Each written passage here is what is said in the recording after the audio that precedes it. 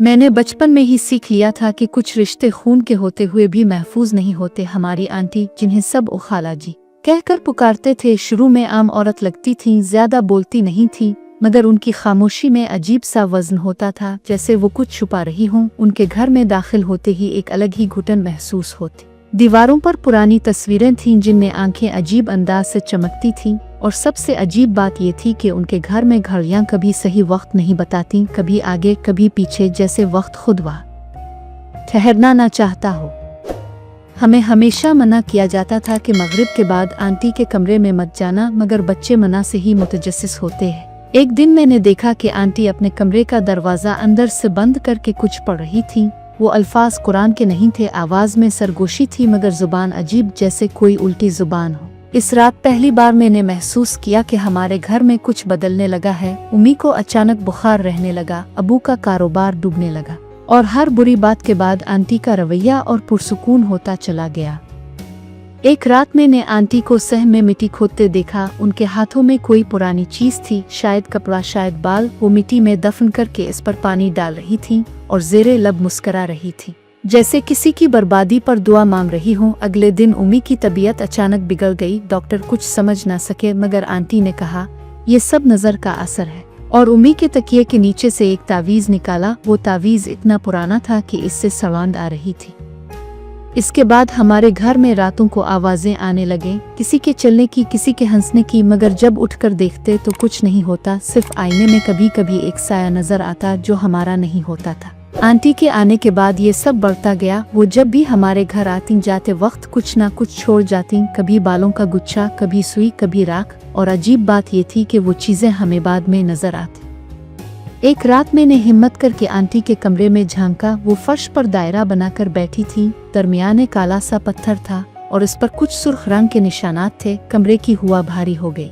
मुझे लगा जैसे किसी ने मेरे कान में आहिस्ता से कहा हो, ये सब तुम्हारे लिए नहीं है। मैं भाग आया, मगर इस रात के बाद मेरी नींद खत्म हो गई। ख्वाब में मुझे वही दायरा नजर आता और उसके अंदर मेरा नाम लिखा होता।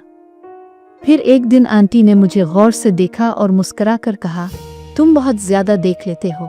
इस जुमले के बाद मुझे बुखार हो गया। 3 दिन तक मैंने होश में आकर भी खुद को इसी कमरे में महसूस किया, जहां दीवारें सांस ले रही थीं और कोई चीज मेरे बिस्तर के नीचे रेंग रही थी। उम्मी कहती थी ये वहम है, मगर आंटी खामोशी से सब देख रही थी, जैसे वो जानती हों कि अब खेल शुरू हो चुका है। इसी रात मैंने वाज़े तौर पर देखा कि आंटी के साए के पांव उल्टे थे और उनके पीछे एक और साया था जो इंसान का नहीं था, और यही वो मकाम था जहां से असल काला जादू शुरू हुआ।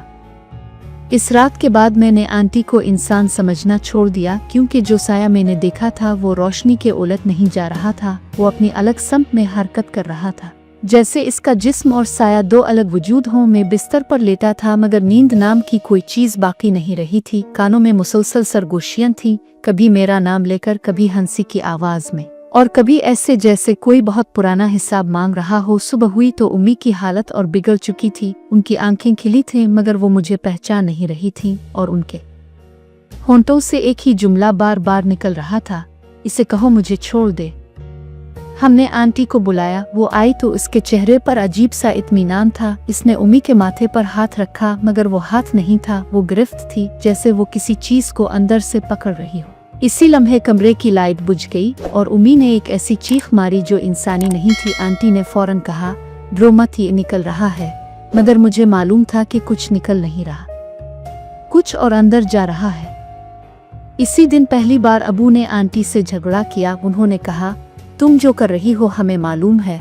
आंटी ने सिर्फ मुस्कुरा कर जवाब दिया, अब मालूम होकर भी बहुत देर हो चुकी है। इसी रात अबू का एक्सीडेंट हुआ, मामूली सा, मगर उसके बाद वो कभी ठीक नहीं हुए। उनकी आंखों में एक मुस्तकिल खौफ आ गया, जैसे वो हर वक्त किसी को देख रहे हों जो हम नहीं देख सकते।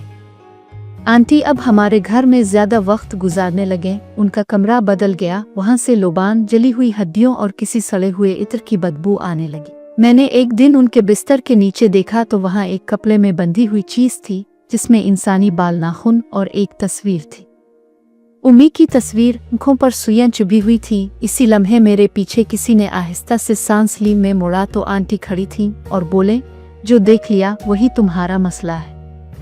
इसके बाद मेरे साथ शुरू हुआ असल अजाब। रात को कोई मेरे कान कहता, तुम अगले हो। बिस्तर हिलता, दीवारों पर हाथों के निशान उभरते और आईना मुझे वो दिखाता जो मैं बनने वाला था, एक खाली आंखों वाला वजूद। मैंने कुरान पढ़ने की कोशिश की तो जुबान लड़खड़ा गई, जैसे किसी ने मेरे अल्फाज बांध दिए हों।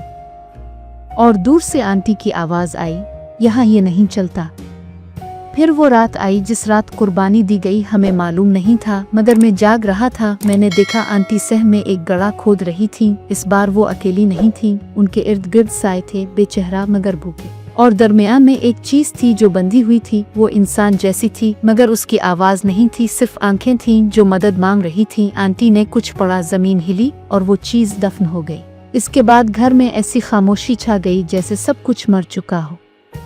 अगली सुबह हमारी पड़ोसन गायब थी। लोग कहते वो कहीं चली गई, मगर मैं जानता था वो कहाँ है, क्योंकि इस रात मैंने जमीन के नीचे से एक आखिरी चीख सुनी थी और आंटी के चेहरे पर वही मुस्कुराहट थी। उम्मी कुछ दिन बाद मर गईं। डॉक्टरों ने दिल का दौरा कहा, मगर मैंने देखा था कि उनकी सांस आखिरी लम्हे में जैसे किसी ने खींच ली हो। आंटी जनाजे में भी पुरसुकून थी। उन्होंने मेरे कान में आहिस्ता से कहा, अब सिर्फ एक बाकी है। मैंने घर छोड़ दिया, मगर कुछ चीजें पीछा नहीं छोड़ती। आज भी रात को जब मैं आईने में देखता हूँ तो मेरे पीछे वही साया खड़ा होता है और कभी कभी मुझे आंटी की आवाज सुनाई देती है। काला जादू खत्म नहीं होता, बस वारिस बदलता है। और मुझे अब एहसास हो रहा है वो वारिस शायद मैं हूँ।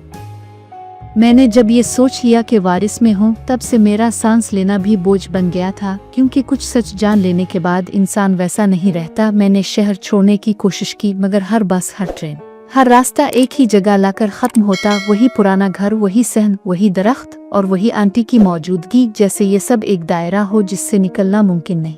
मैंने महसूस किया कि मेरा साया अब मुकम्मल तौर पर मेरा नहीं रहा। वो दीवार पर मुझसे पहले हरकत करता और कभी कभी तो रुक ही नहीं पाता, जैसे किसी और का हुक्म मान रहा हो। एक रात मैंने हिम्मत करके आंटी के कमरे में दाखिल होने का फैसला किया। वो कमरा अब कमरा नहीं रहा था, वो एक दरवाजा था। दीवारों पर खून जैसे नकूश, जमीन पर दायरे और दरमियान में वही पुराना रजिस्टर जिसमें नाम लिखे थे। मैंने देखा उम्मी का नाम, अबू का नाम, पड़ोसन का नाम और आखिर में एक खाली जगह जिसके आगे लिखा था, आने वाला। मेरे हाथ कांपने लगे। इसी लम्हे दरवाजा खुद ब खुद बंद हो गया और आंटी पीछे खड़ी थी, मगर इस बार वो मुकम्मल इंसान नहीं लग रही थी। उनकी आंखों में गड़े थे और आवाज दो तहों में आ रही थी, एक उनकी, एक किसी और की। उन्होंने कहा, हर जादू की कीमत होती है और हर कीमत वारिस मांगती है। मुझे याद आया बचपन, जब आंटी मुझे सबसे ज्यादा चाहती थी, जब वो कहती थी, ये लड़का खास है। वो खास इसलिए नहीं था कि वो प्यारा था, बल्कि इसलिए कि वो चना जा चुका था। उन्होंने बताया कि ये सिलसिला नस्लों से चल रहा है, कोई ना कोई कुर्बानी, कोई ना कोई वारिस, और अगर कोई इनकार करे तो इसका अंजाम उम्मी जैसा होता है, अबू जैसा, इससे भी बदतर। इसी रात उन्होंने मुझे वो सब दिखाया जो नहीं देखना चाहिए था। जमीन के नीचे कैद वो साए, वो जनवत जिनके साथ सौदा किया गया था, वो आवाजें जो सिर्फ मरने से पहले सुनाई देती है। और आखिर में उन्होंने कहा, अब मेरी बारी खत्म हो रही है और तुम्हारी शुरू।